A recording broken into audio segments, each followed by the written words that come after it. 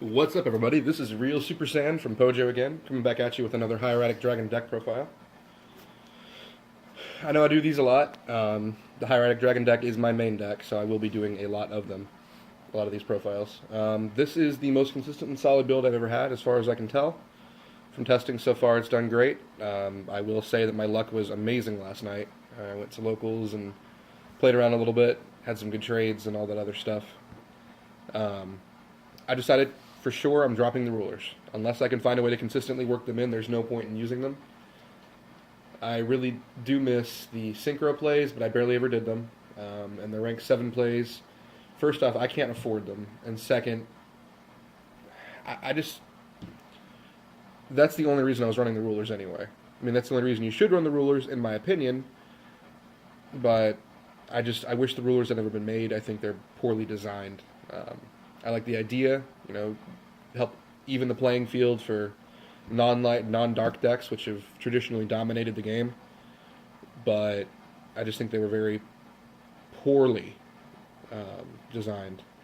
So I've decided to completely go pure. And without further ado, here's the deck. It's 42 cards. I cannot cut it down past that. I've tried and I've had some suggestions, but I think it's where it is right now is very solid. I've got all the tech options I really need. It's performing nice. There's a couple of cards I might want to put in the extra deck or side deck, but right now it's very solid from what I've seen. Although I don't have any real options or outs to Sylvans yet. Starting off, 3 Tefnuit, of course. This is the Cyber Dragon of the deck. It's an easy special summon, and it starts the majority of the combos. 3 Esset. This is the normal summon of the deck. It can be normal summoned without a tribute, and it can also help me change levels if I need to send out certain Xyz monsters. So this is the other card that helps me start my combos. I tend to go into Tefnuit more. I just noticed I draw into it more, but Esset helps me out a lot too. 3 Sue, which is arguably the best Hieratic Dragon in the game, at least of the normal effect monsters. It destroys back row, and that's a major bonus in its favor. One thing the Hieratic Dragon deck dies to is a lot of traps, so Sue helps get around a lot of those, especially the battle traps. And that's one of the reasons that the Hieratic deck doesn't really fear Mirror Force or Dimensional Prism. I run 3 Nebthet. A lot of the decks I've seen are using maybe 2, or they're not using them at all in favor of the rulers. I think this card is necessary thanks to Labradorite Dragon, because you can bring out Star Eater, which I run 2 of. Nebthet pops problematic monsters as well, and I've noticed that it's actually really useful in getting over Steel Swarm Roach, thanks to Soul Charge. This is a great card to get rid of your opponent's monsters when you Soul Charge, because you can't attack that turn. So, Nebthet is a wonderful addition to the deck. That's all the Hieratic Dragons, and now on to the normals. I'm using 3 now. I'm using Wattail Dragon for its OTK abilities, and the fact that it's a 2500 beater. It's not bad. I'm using Labradorite Dragon because it's a tuner. Like I said, Nebthet, Labradorite goes into Star Eater. And I'm also using Cursive Dragon now because I decided to put some rank 5s back in. Volcasaurus has come in very handy, and Cursive Dragon has finally started being useful for me. I used to hate it because I would always draw into it, or it would be a dead card in my hand because I didn't care about rank 5s as much. But after testing some more with Volcasaurus, I mean, it wins me games. 1 Red Eyes Darkness Metal Dragon. I barely ever go into this anymore, and I've noticed that a lot of Hieratic Dragon duelists who are playing the pure builds do summon this a lot. But I find that I don't need him as much. That being said, I'm not taking him out. He's an incredible card, free summon, a 2800. It's great. I mean, you can get it back with Soul Charge, and there's 1 less monster you have to play because you can summon something with it. You can summon it from the deck for the OTKs. It's not a bad card to have in your hand. It's just a great card all around, and I'm glad it's at 1 because it is too powerful. That being said, it's just not as necessary anymore, which is a good thing. It means you don't have to rely on the OTKs as much. I'm running 7 hand traps. A lot of people think that's a lot. I honestly think I could use 2 more. But running 1 Gores. I've seen a lot of people who don't use this right now, even in decks that don't have traps, and I think people are crazy for not using it. It's a 2700 beater with 2500 defense, and it summons a token. You get immediate defense with this card. The Hieratic deck is often left kind of weak without a monster on board because you're waiting for your combo pieces. Gores gives you that extra defense you need. I'm running 2 Ghost Trick Jack Frost. I was running Swift Scarecrow before and Tragodia. I switched back and forth between them. But Jack Frost gives me an option to Ophion in Game 1. It helps me get around the Noble Knight lock. It helps me get around the White Dragon Ninja lock. Of course, we don't see these very often, but it's good insurance. It's a Book of Moon, and it stops 2 attacks, basically. So I've had a lot of success with it. It's also great against the Cyber Dragon matchup, which, while we don't see that very much, if you flip their Chimera Tech Over Dragon or Fortress Dragon face down, they lose their attack points, as far as I know. They just become free direct attacks at that point, basically. I'm running 2 Effect Veiler. I've been talking to a lot of people about this, and they feel it's not necessary. And for a while I was using 3 Breakthrough Skill instead of Effect Veiler. I've noticed I need Effect Veiler now. There's a lot of first turn plays, if I go second, that people will do, just to help set up, and Effect Veiler helps me stop them in their tracks right away, so I can OTK as quickly as possible. I'm only using 2 because I'm also siding some more Effect Negation. Otherwise, I'd probably try to work in 3 if I could find the room. And the last 2 hand traps are Max C. With artifacts out, with all the other spam decks, I think Max C is very necessary. It's great in the mirror match. Even if you only draw 1 card off of it, that's 1 less card you have to draw on your deck. It's a deck thinner, and at worst, it's a 1-for-1 in this format. And the last monsters are Card-Cardi. For a while, I didn't like this card because you kind of leave yourself defenseless, but the draw power is necessary. Getting 2 cards off of that 1 is just very helpful, especially with Pot of Duality and Max C. So if there was a more reliable draw power option, I would be running it. But Card-Cardi is really come in handy. And if I'm sitting on, let's say, Star Eater, and I don't want to attack for some reason, or Photon Strike Bouncer and I don't want to attack, or Tyrus, I can just summon a card and have more cards for the next turn. Now onto the spells, and I'm sorry that I'm kind of stuffed up. Hopefully it doesn't come across too much in the video. I'm running 3 Pot of Duality for consistency purposes, for first turn plays, to combo alongside Card-Cardi. Card-Cardi is one of the cards that makes this really useful, actually.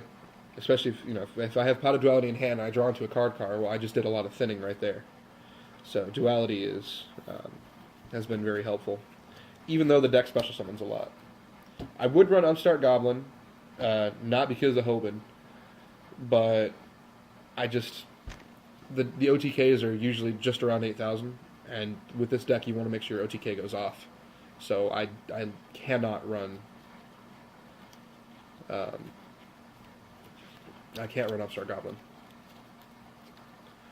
Got 2 Convocation. The deck's Rhoda. Unfortunately, we don't have 3 anymore, but 2 is plenty. So it makes it so that you effectively have 14 Hieratic Dragon cards in your deck, which gives you pretty good chances of drawing into them. I run 2 Soul Charge. I don't like 3, because I typically don't have enough life points to use 3. I'll pay 2,000, 3,000 at a time with this card, and usually summon Nebthet, Sue, and maybe 1 more, so that I could destroy my opponent's field and go into some useful Xyz cards. I found that 2 is plenty. I draw into it often enough. It doesn't really become a dead draw unless I'm going against a hyper aggro deck. I don't think 3 is good. Dark Hole. I see a lot of people citing this, and I honestly think you're ridiculously crazy if you do that. Judge me all you want for that. Dark Hole is a card that should be mained or not used at all. Because when are you going to cite it in? That being said, I am citing Torrential Tribute, but that's a different card altogether. That's for, spam.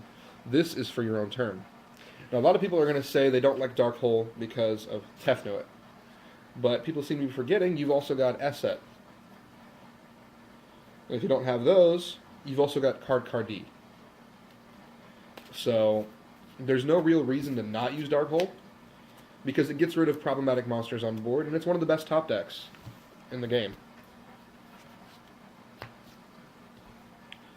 I'm using 3 Wingbeat. For a while, I was very opposed to even using one of this, because I don't like that the returning a dragon is not a cost. But I've noticed that it's really helpful, especially in this back row heavy format, to have a mass removal card. If I have 2 in my hand, I found that I can usually destroy all their back row, and that's the reason I run 3 instead of 2, or 1. This gives me a better chance of having 2 in the hand at once. I've got 2 Mystical Space Typhoon. Need another Ultra. Or Hobby League or whatever. Just in case. Get rid of those continuous cards that are floating around.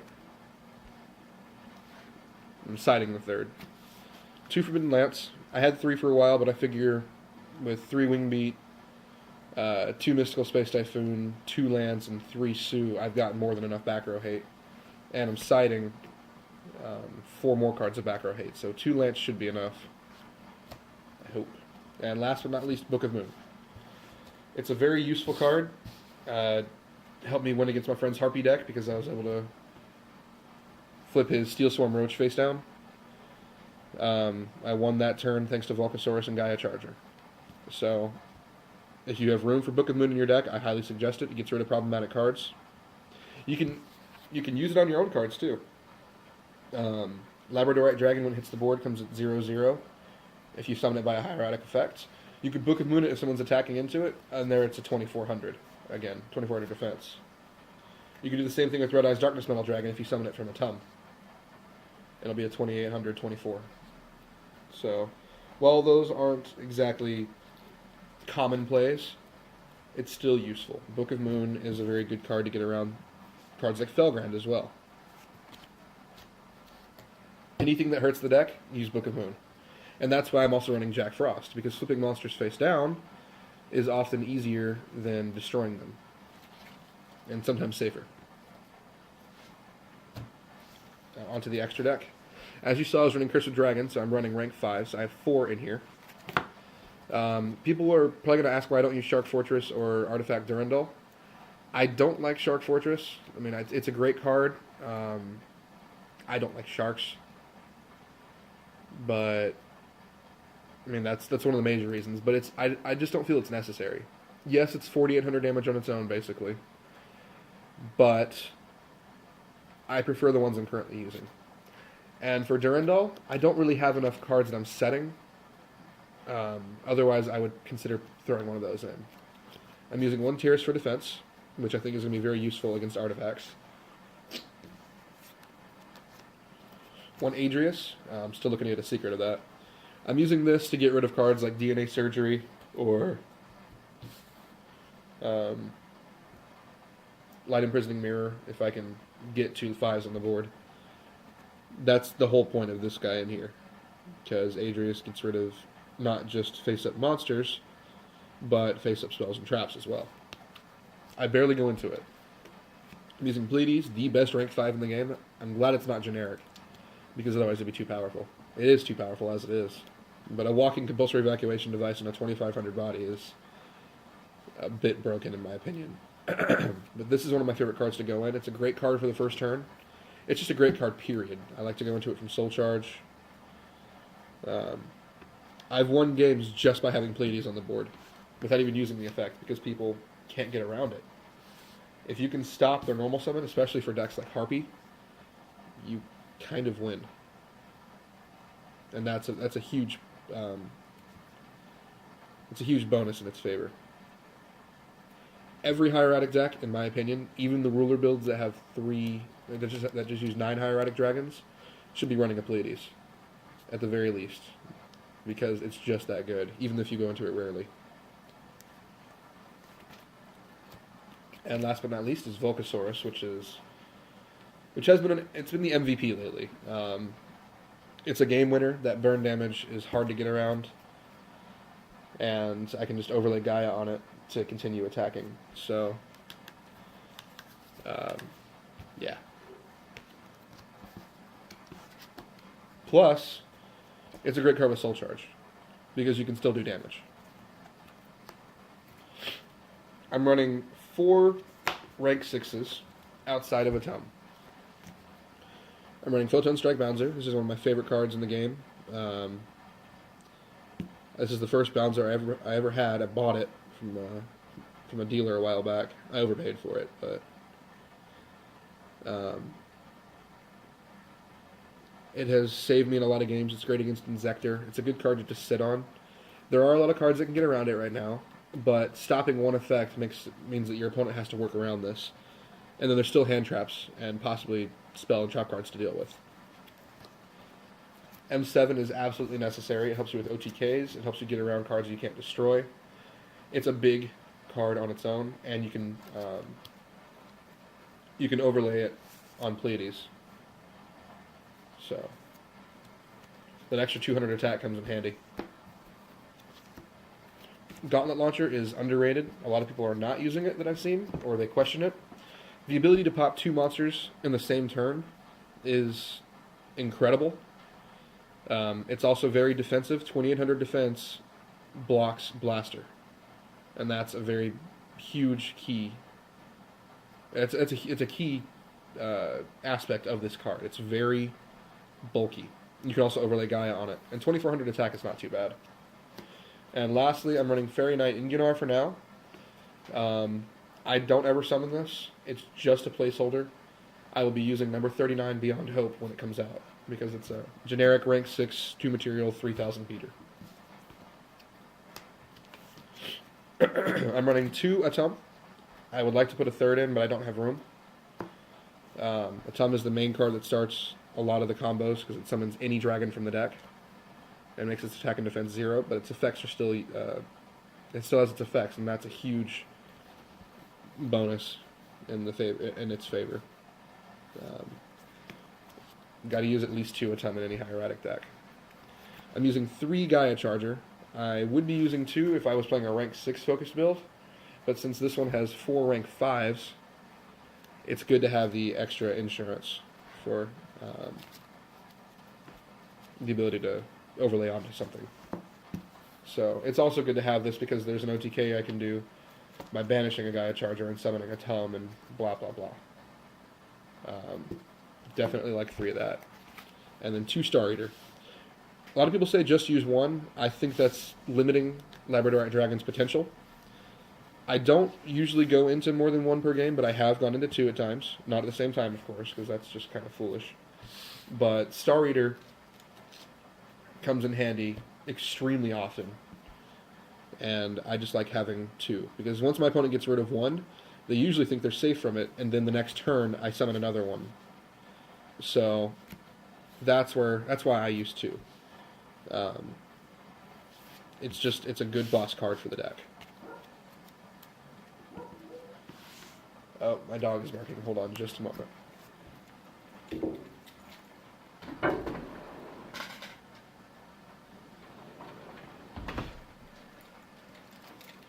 Alright, sorry about that. On to the side deck. I want to fit another Jack Frost in here so I can have 3 total. And I also kind of want to fit Dimensional Fissure in here, but I'm not sure if I need them. And right now, what I have feels pretty solid. Using 1 Thunder King to get around special summons, to hurt searching. I mean, in a tournament a while back, I won against a Dragoonity Ruler deck just because I had Thunder King on the board. He couldn't, the guy couldn't do anything, could not search. So Thunder King is very helpful. I'm running 2 Koaki Maru Drago, mainly for Artifact. partially for the mirror match. It's not as useful there. Um, it's just a great card overall. It's a good 1900 beater. It's a normal summon. And stops special summons. Stops light and dark special summons. And that's a very important thing for this deck. Here's my third Mystical Space Typhoon. Don't have room for it in the main deck, and I don't really think I need it at this point. If I ever drop Wing Beat to 2, this will replace the second Wing Beat. And Wing Beat will either come to the side deck, or I'll replace it with Dimensional Fissure or something. I'm using 3 Ixies Encore. A lot of people have kind of moved away from this card. I was using 2 for a while when the Evil Swarm deck was not played as much, but right now I think it's very necessary. Gets around Durandal, which hurts, because they can't respond to it with Durandal's effect. Durandal and the artifact matchup can make it so that any of my Hieratic Dragon effects will target their back row instead. This makes it so they don't have Durandal anymore. This is great against Ophion. It's great against Pleiades, which is being run a lot more now thanks to artifacts and Constellar.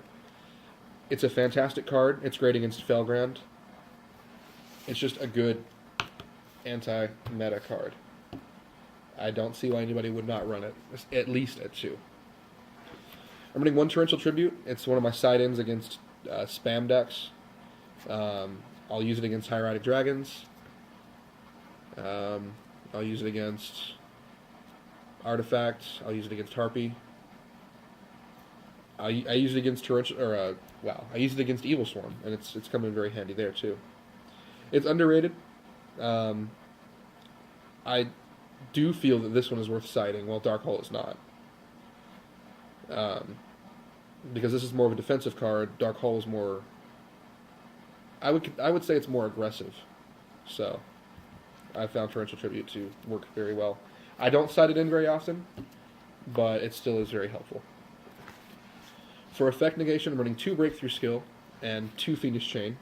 I was using 3 Breakthrough Skill before, but someone mentioned that cards like Felgrand can be a pain to deal with, and Fiendish Chain just stops them in their tracks.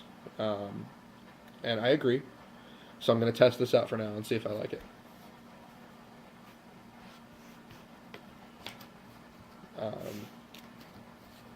But that gives me 6 cards of Effect Negation and Photon Strike Bouncer, which should be enough. And lastly, I'm running 3 Royal Decree. And here's my tokens. I was running 2 Trapstone before, and it's been kind of subpar. It has not been helping me very much.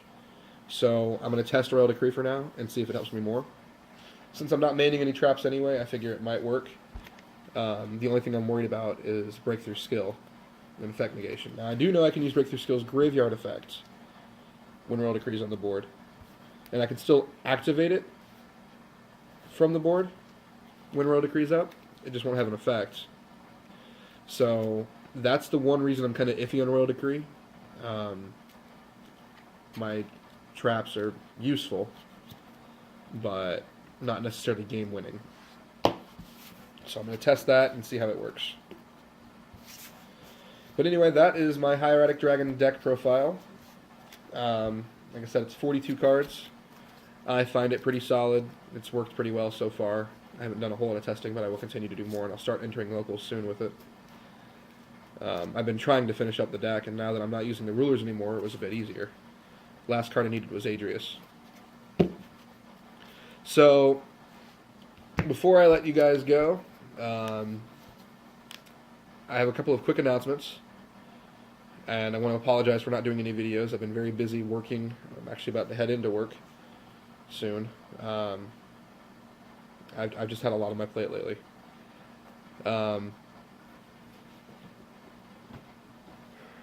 The announcements.